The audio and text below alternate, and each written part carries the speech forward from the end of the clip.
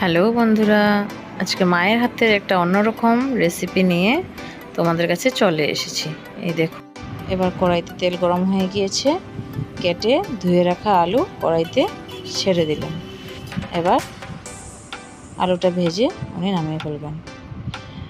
তো আপনাদের সবাইকে বলে ফেলি, welcome back to my our channel. আপনারা পাশে থাকুন, দেখতে থাকুন। এবার আলু ভাজা হওয়ার জন্য কিছু পরিমাণ হলুদ গুঁড়ো, সামান্য মরিচ গুঁড়ো দিয়ে দিবেন উনি, আর সামান্য নুন দিয়ে আলুটা লাল করে ভেজে নামিয়ে ফেলবেন। নামানোর আগে আরেকটা ইনগ্রিডিয়েন্টস উনি অ্যাড করবেন।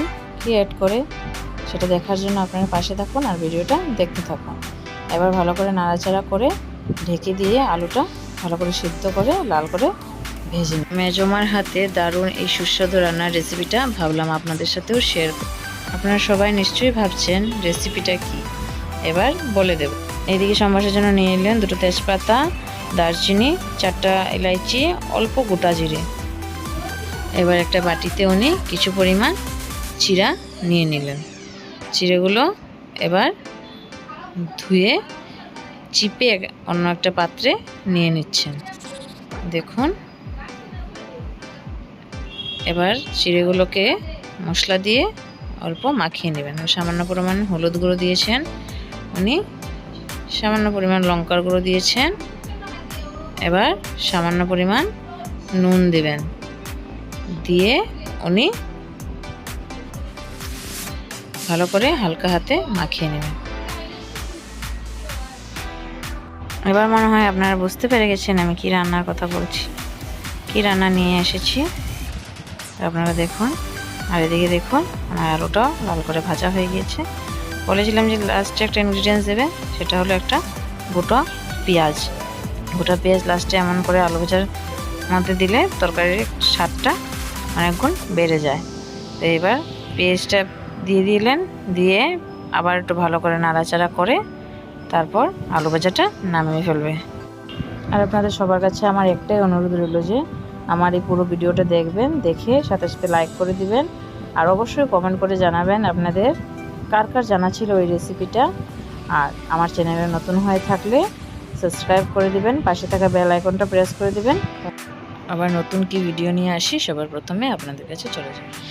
এদিকে উনি বাটা মশলার জন্য কিছুটা আদা, কিছুটা রসুন রেডি করে রেখেছেন। এবার উনি শিলনোড়াতে সেগুলো পেস্ট করে নিচ্ছেন। দেখুন, এবার ভালো করে বাটা হয়ে গিয়েছে। এবার তুলে নিলেন একটা প্লেটে। এবার কড়াইটা গরম করে উনি তেল দিয়ে দিলেন। তারপর সম্বাসের জন্য তিনি ছেড়ে দিলেন মশলাগুলো, এলাইচি, দারচিনি, তেজপাতা, গোটা জিরে সবগুলো দিয়ে ভালো করে নেড়ে চেড়ে এখন দিয়ে দিবেন কিছু বাটা মশলা। পেঁয়াজ পেস্ট করে রেখে দিয়েছিলেন উনি আগে থেকে, সেগুলো দিলেন, দিয়ে ভালো করে নাড়াচাড়া করে সেগুলো ব্রাউন ব্রাউন হওয়া পর্যন্ত তিনি অপেক্ষা করবেন। তারপর গুঁড়ো মশলা রেডি করে নিচ্ছেন। এদিকে নিয়ে নিয়েছেন 2 চামচ জিরে গুঁড়ো, 1 চামচ হলুদ গুঁড়ো, 2 চামচ লঙ্কা গুঁড়ো, 1.5 চামচ ধনিয়া গুঁড়ো দিয়ে সামান্য পরিমাণ জল দিয়ে একটা পেস্ট নিয়ে নেবেন। এবার তিনি সেটা কড়াইতে, দেখুন আমার পেঁয়াজটা ব্রাউন হয়ে গিয়েছে, এবার কড়াইতে ছেড়ে দিলেন, দিয়ে মশলাটা ভালো করে তিনি কষিয়ে নেবেন নাড়াচাড়া করে। এবার তিনি স্বাদ মতো নুন দিয়ে দিলেন, দিয়ে নাড়িয়ে চাড়িয়ে সামান্য পরিমাণ জল দিয়ে আর একটু ভাজা হওয়ার জন্য অপেক্ষা করবেন। এবার অন্যদিকে আগে থেকে মেখে রাখা চিড়েটা তিনি হালকা করে ভেজে নেবেন, ভেজে নামিয়ে নেবেন। এই দেখুন, তিনি আগে থেকে মাছের মাথাগুলো ভেজে রেখে দিয়েছিলেন। এবার তিনি কষানো মশলার মধ্যে মাথাগুলো দিয়ে দিবেন। এবার একে একে করে উনি মাথাগুলো মশলাতে ছেড়ে দিচ্ছেন, দিয়ে ভালো করে নাড়িয়ে চাড়িয়ে তারপরে একে একে করে সব দিয়ে দিবেন। বন্ধুরা, এখানে কষানো মশলাতে আদা রসুন পেস্টটা দেওয়া হয়ে গিয়েছিল, সেটা আমি স্কিপ করে গিয়েছি। আপনারা যখন মশলাটা কষাবেন তখন আদা রসুনটা দিয়ে দিবেন, দিয়ে ভালো করে মশলাটা কষিয়ে এবার দেখুন মাথাটা নাড়িয়ে চাড়িয়ে আরও ভেজে রাখা আলুগুলো দিয়ে দিলেন, দিয়ে আবার ভালো করে নাড়িয়ে চাড়িয়ে কিছু সময় ভেজে নেবেন।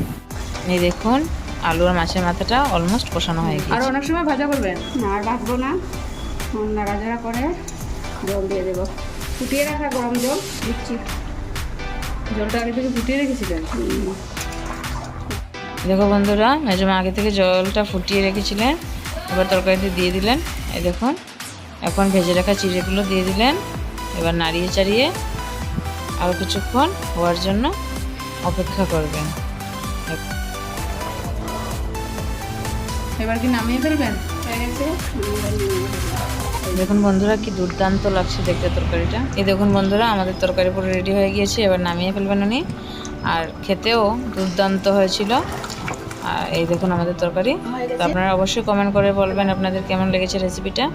আবার নেক্সট ভিডিওতে আপনাদের সবার সাথে দেখা হচ্ছে। Bye bye.